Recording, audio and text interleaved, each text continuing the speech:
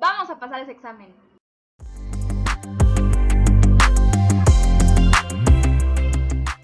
Bienvenidos a la segunda parte de cálculo diferencial. Si no han visto la primera parte, les recomiendo que vayan a verla primero para ver todos los ejercicios que hay de límites y que están muy interesantes.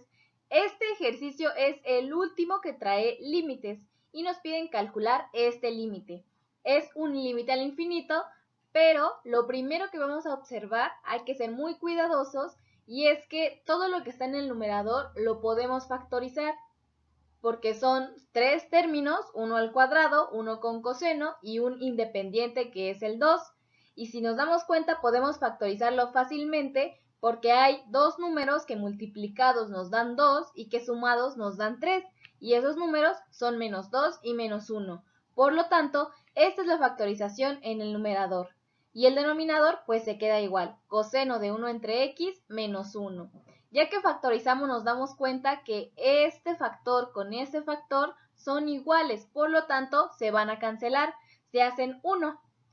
Después de eso solo nos queda el límite que tiende al infinito de coseno de 1 entre x menos 2. Entonces ahí ya no se indetermina ni tenemos ningún problema, entonces vamos a sustituir y el límite nos queda como el coseno de 1 entre infinito menos 2. Y como nosotros ya sabemos que una constante entre infinito es igual a 0, pues fácilmente vamos a poder decir que aquí tenemos el coseno de 0. Y el coseno de 0 pues tiene un valor de 1. Y aquí de por sí ya le estamos restando menos 2, entonces nos va a quedar 1 menos 2 y la respuesta es menos 1. Por lo tanto, el inciso correcto es A. Siguiente ejercicio. Determinar el conjunto en el cual la función siguiente es continua. Si se dan cuenta tendremos una división de polinomios y nosotros tenemos que asegurarnos de que en el denominador no exista ningún cero porque no podemos dividir entre 0. Entonces, x menos 1, que es el primer factor que tenemos en el denominador, debe de ser diferente de 0. Por lo tanto, x debe ser diferente de 1. Y para el otro factor que aparece en el denominador, pasando ese 1 del otro lado, x debe ser diferente de menos 1. Estos dos valores nos hacen la función discontinua. Y la función será continua ¿en qué intervalo? Desde menos infinito hasta menos 1. Y recuerden que se pone paréntesis porque esos números no los podemos tomar. Unión menos 1 a 1, unión 1 a infinito. Entonces, de esta manera nosotros estamos quitando el 1 y el menos 1 de nuestro intervalo en donde la función es continua. Obviamente el menos infinito y el infinito también se tienen que quitar. Por lo tanto, nuestra respuesta es el inciso D. Vamos a este siguiente ejercicio que nos pide calcular la derivada de la función f de t. Si vieron la primera parte de cálculo diferencial estuvo llena de límites, pero ahorita ya vamos a comenzar con las superderivadas. Y vemos que aquí vamos a aplicar una regla de la cadena. Esta regla se aplica cuando tenemos varios términos adentro de un paréntesis y están elevados a un exponente. No importa cuál sea ese exponente, vamos a aplicar regla de la cadena y es lo que vamos a hacer aquí. Vamos a bajar multiplicando el exponente porque esto nos dice la regla de la cadena. Entonces nos queda 6 por todo lo que está dentro del paréntesis y al exponente le restamos 1. 6 menos 1 nos queda elevado a la 5. Y también la regla nos dice que hay que multiplicar por la derivada de lo que está adentro del paréntesis.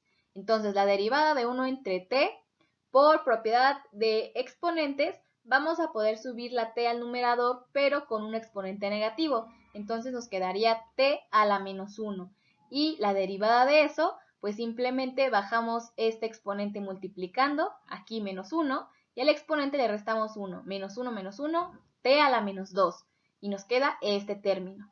Para la derivada de t, la derivada de una variable es 1, porque el exponente es 1, entonces lo bajamos multiplicando y le restamos 1, t a la 1 menos 1, t a la 0, y cualquier número, cualquier variable a la 0 es 1.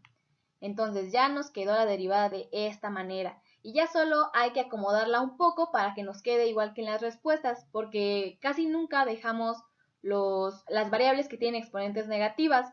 Como lo podemos bajar con un exponente positivo al denominador, pues es lo que vamos a hacer. Todo esto nos queda igual y de este lado nos queda 1 menos 1 entre t. Simplemente los estamos reacomodando. Y entonces vemos que nuestra respuesta correcta es el inciso C. Vámonos con esta otra derivada. Ahora sí se empieza a poner bueno las derivadas, lo que todos queremos en cálculo diferencial, o tal vez no tanto. Determinar la derivada de la función f de x igual a e a la x al cubo. Entonces esta será nuestra función. ¿Y cómo se hace la derivada de una función exponencial? Nosotros tenemos primero la e que está elevada a x al cubo. Hay que tenerlo en cuenta. Entonces, la derivada de una exponencial es e a la x al cubo, la misma función multiplicada por la derivada del exponente. Y la derivada de x al cubo es 3 por x a la 3 menos 1. El 3 pasa multiplicando a la x y al exponente se le resta 1. Si nosotros hacemos esta resta, 3 menos 1 es 2. Y reacomodando, la derivada será 3x al cuadrado por e a la x al cubo. Por lo tanto, nuestra respuesta es el inciso B. Este ejercicio número 30 nos pide calcular la velocidad promedio de un cuerpo cuyo desplazamiento s en términos del tiempo está escrito por la función s igual a t cuadrada menos 3t más 5 y nos dan el intervalo del tiempo de 1 a 5. Lo primero que vamos a hacer es recordar que la derivada del desplazamiento es la velocidad y la derivada de la velocidad es la aceleración. Entonces es lo mismo que si nosotros decimos que si integramos la función de aceleración vamos a obtener la velocidad y si integramos la velocidad vamos a obtener el desplazamiento. Pero ahorita las integrales no nos interesan, lo que queremos es la derivada del desplazamiento, porque aquí nos dicen que tenemos la función del desplazamiento, que es esta, s en función de t. Y como sabemos que si derivamos este desplazamiento vamos a obtener la función de velocidad, que es lo que nos están pidiendo, pues entonces vamos a derivarla y luego lo vamos a evaluar en estos intervalos, en este intervalo de tiempo. Entonces, vamos a hacer la derivada de s. La derivada de t cuadrada nos queda como 2 por t. La derivada de 3t nos queda 3. Y la derivada de una constante nos queda 0. Entonces aquí ya tenemos la función de velocidad. Como ya nos dan un intervalo de 1 a 5, pues vamos a evaluar esta función en esos intervalos. S evaluada en 5 nos va a quedar 2 por 5 menos 3, 2 por 5 10, menos 3 7. Ahora evaluada en 1, 2 por 1 menos 3, 2 menos 3 menos 1. Ya que tenemos esas dos respuestas, vamos a ver que nos piden la velocidad promedio. ¿Y qué es la velocidad promedio? Simplemente es el promedio de las velocidades, la velocidad final menos la inicial entre 2. Esta velocidad que nos da menos 1, pues simplemente el signo nos indica el sentido en el que va a avanzar el vehículo. Por ejemplo, ahí podría estar frenando porque es con signo negativo, porque no puede haber una velocidad negativa. Simplemente nos está indicando el sentido. Entonces, pues vamos a sustituir en nuestra función, recordando que ese signo simplemente nos indica el sentido. Entonces nos va a quedar restando 7 menos 1, porque ese es el módulo. 1 simplemente es el módulo, el signo solo es el sentido. Entonces 7 menos 1 entre 2 nos queda 3. Y esa es nuestra respuesta final. Esa ya es la velocidad promedio. Por lo tanto, nuestro inciso correcto es el A. Vámonos con este otro ejercicio de derivada. Determinar la derivada de la función y igual a x al cubo entre 1 más x al cuadrado. Primero iniciamos con esta función y, pero la vamos a partir en dos de alguna manera. De tal forma que tendremos una función f, que es x al cubo, que corresponde al numerador de la función original, y g, 1 más x al cuadrado, que corresponde al denominador de la función original. Vamos a derivar estas dos funciones, y como son polinomios, nos queda que la derivada de f o f' es igual a 3 por x al cuadrado, y la derivada de g, 2x. ¿Por qué? Recuerden que la derivada de un polinomio, ¿cómo se hace? Pasamos multiplicando el exponente, en el primer caso es un 3, y al exponente que era un 3 le restamos 1. por eso nos queda 3x al cuadrado. Y del otro lado las constantes al derivarlas es 0, por eso el 1 no pinta en la función g. Y al derivar x al cuadrado, el 2 lo pasamos multiplicando a la x y el exponente se le resta 1, 2 menos 1 es 1, por lo tanto queda 2x. Entonces, ya que tenemos esto, nos vamos a la fórmula para encontrar la derivada de una fracción de polinomios.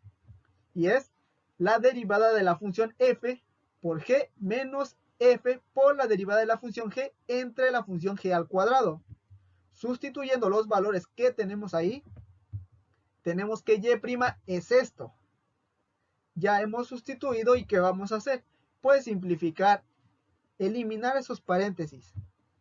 3x al cuadrado por 1 nos queda 3x al cuadrado y 3x al cuadrado por x al cuadrado, 3x a la 4 menos x al cubo por 2x, que nos queda 2 por x a la 4. Y la función g en el denominador nos quedará al cuadrado. ¿Qué vamos a hacer?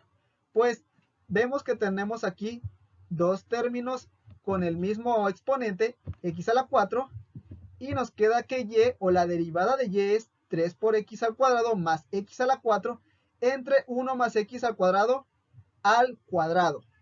Por lo tanto, nuestra respuesta es el inciso A.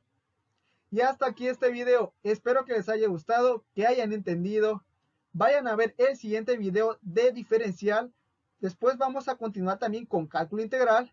Compartan con sus amigos, suscríbanse, piquen a la campana para que les lleguen los videos. Nos vemos en el siguiente video.